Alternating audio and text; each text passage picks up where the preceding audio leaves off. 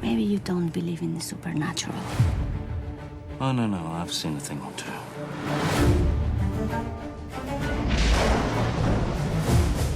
Death lies before us as we sail to the fountain of youth. Zombies, mermaids,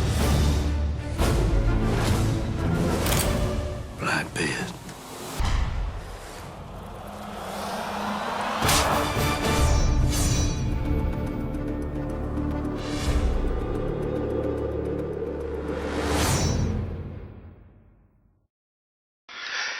Hey YouTubers, Hankster here, and welcome to another movie review.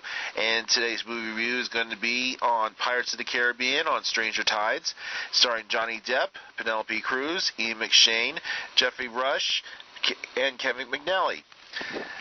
This, of course, is a continuation from the previous movie at World's End. And, of course, the third installment of the story arc started with Dead Man's Chest.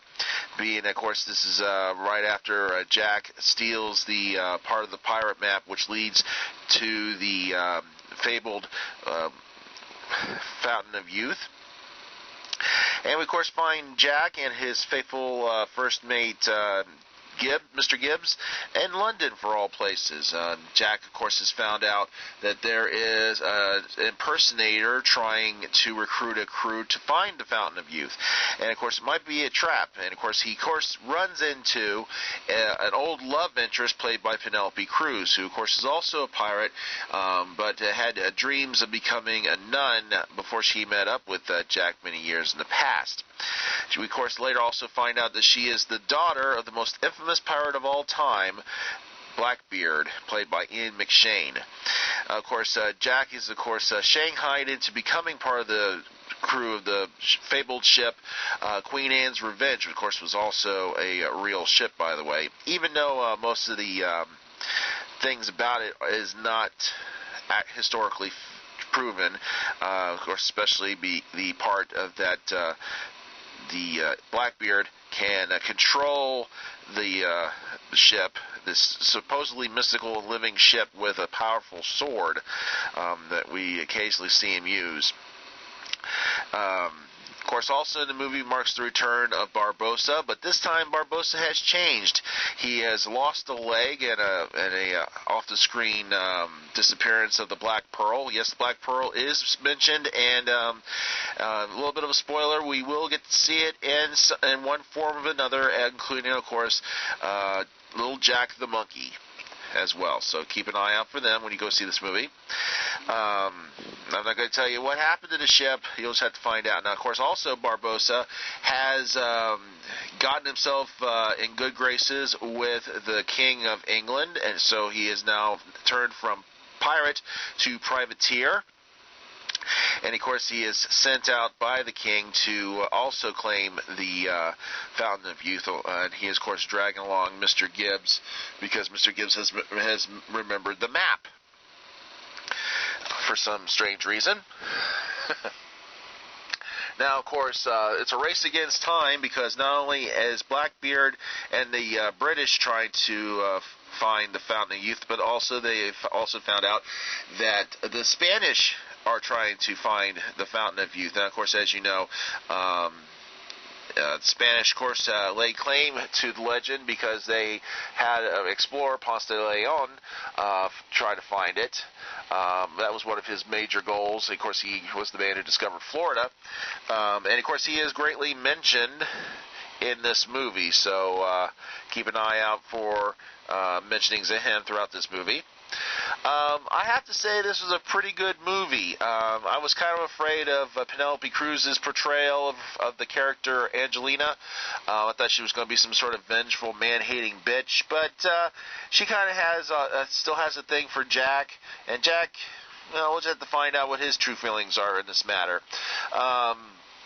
Of course, everybody did a great job, including, of course, Ian McShane as Blackbeard. He, of course, kind of brought out the evil pirate of all time.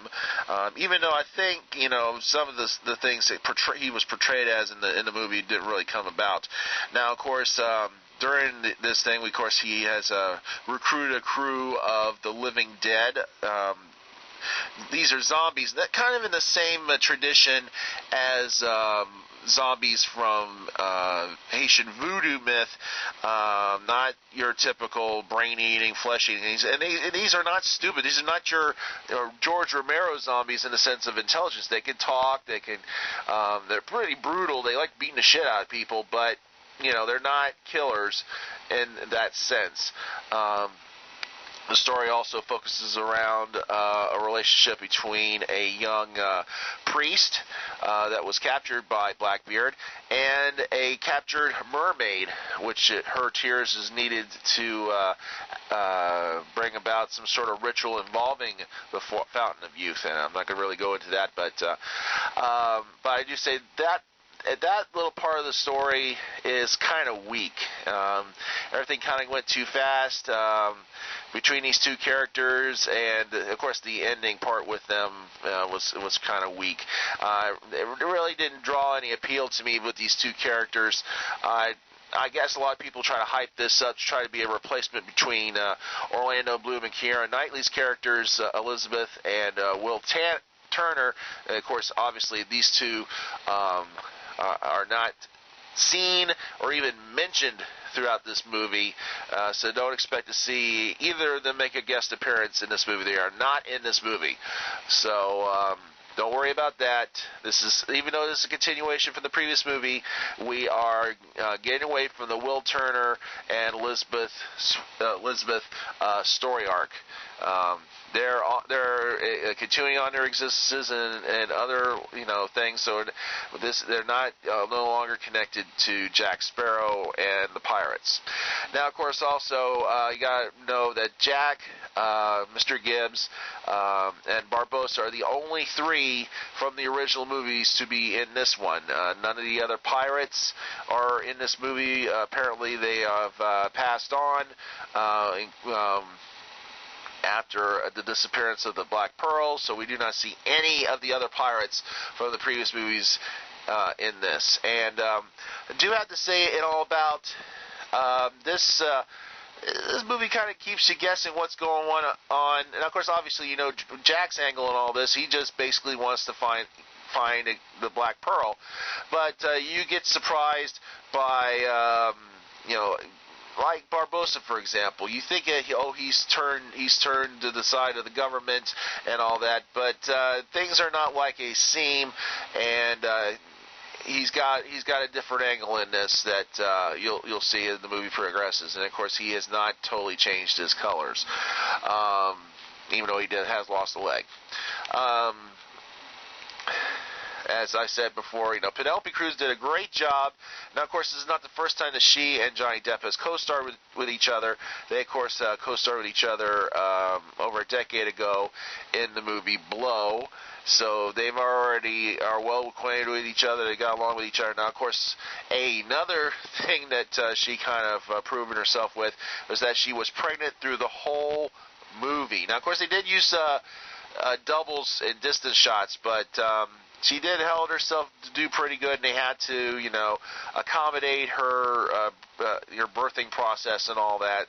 But I think she did a good job in playing that character, and I hope this character comes back in future installments of the Pirates of the Caribbean series, because I think she plays a good opposite to Jack in many aspects. As I said, Ian McShane playing Blackbeard, he did a good job there. Of course, once again, Gregory Rush did a tremendous job as Barbossa and all. Even though we don't, the main ship, of course, is the Queen Anne's Revenge, and that's an impressive ship to see with the special effects added to it.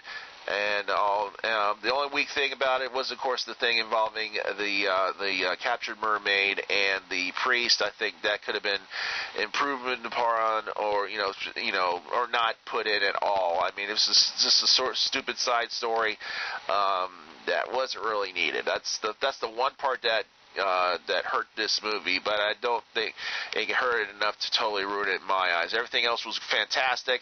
I suggest for you all to check it out. Pirates of the Caribbean on Stranger Tides, now out in theaters. Check it out whenever you get a chance. And, of course, stay tuned for more Pirates of the Caribbean on Stranger Tides collector's reviews. I got more action figures to review. And just stay tuned here on the Multiverse.